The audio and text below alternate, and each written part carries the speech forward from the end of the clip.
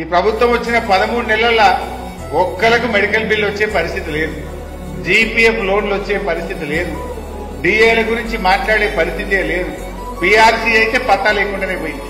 మీరు ఆలోచించండి, కేసీఆర్ గారు ఉన్నప్పుడు 2 విడతల్లో కలిపి 73% పీఆర్సీ ఇచ్చి చరిత్ర సృష్టించారు కేసీఆర్ గారు. 73% పీఆర్సీ వచ్చింది 2 విడతల్లో. కానీ దురదృష్టం ఏంటంటే పీఆర్సీ గడువు అయిపోయినా ఇప్పటి వరకు దాని గురించి ప్రస్తావన లేదు. అరే పీఆర్సీ ఇవ్వకపోతే ఆ డిఏలన్నీ ఇవ్వే బాబు అంటే ఆ డిఏల గురించి కూడా మాట్లాడే పరిస్థితి లేదు. మరి డబ్బులు లేవా?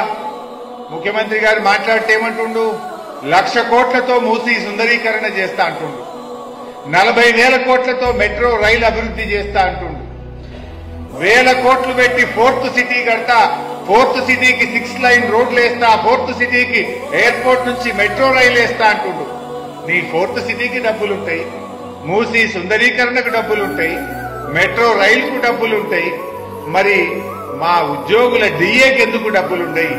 మా రిటైర్డ్ ఉద్యోగుల డబ్బులు ఇవ్వడానికి నీకు చేతులు ఎందుకు రావు అని చెప్పి నేను అడుగుతా ఉన్నా.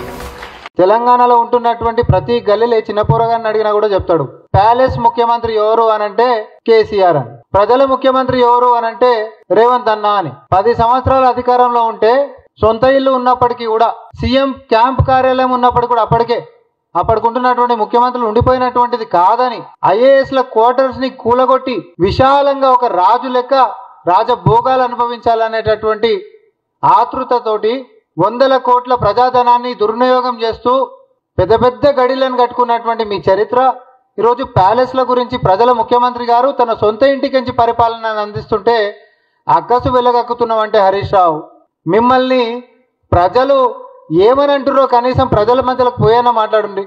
సచివాలయంకి ముఖ్యమంత్రి గారు పోతలేరని మాట్లాడతాడు. వీళ్ళు అధికారంలో ఉన్నప్పుడు, ప్రభుత్వంలో ఉన్నప్పుడేమో అహంకారంతో వీళ్ళకి కళ్ళు నెత్తికెక్కినుండే, ప్రతిపక్షంలోకి వచ్చినాకనేమో అసలు కళ్ళే కనిపించకుంటాయండు. నిన్నగాకమున్న ముఖ్యమంత్రి గారు ప్రెస్ మీట్ ఏడికెంచి పెట్టినండి, మన ప్రెస్ మీట్ ఏడికెంచి మాట్లాడారు, సచివాలయంలోకించి కాదా? లాస్ట్ టైం అయినటువంటి కేబినెట్ సమావేశం ఏడికెంచి అయింది, సచివాలయంలోకించి కాదా? పాలనాపరమైనటువంటి నిర్ణయాలు ఏడికెంచి అవుతున్నాయి, సచివాలయంలోకించి కాదా? గతంలో ఇదే ముఖ్యమంత్రి ఈ రోజు రేవంత్ అన్న అంటున్నటువంటి హరీష్ రావు గారు ఒక్కసారి గతంలో మీ మామ మాట్లాడినటువంటి మాటలను గుర్తు చేస్తాను. One should know the functionality of the government of a democratic government. इसका कोई जरूरी नहीं है कि कहां से काम कर रहे, क्या काम कर रहे हैं उससे मतलब है जनता को, क्या काम हो रहा है उससे मतलब है, क्या होना चाहिए उससे मतलब है. प्रूव हो गया आज, उसके बाद भी फिर वही सवाल पूछे तो उसका कोई मायने नहीं.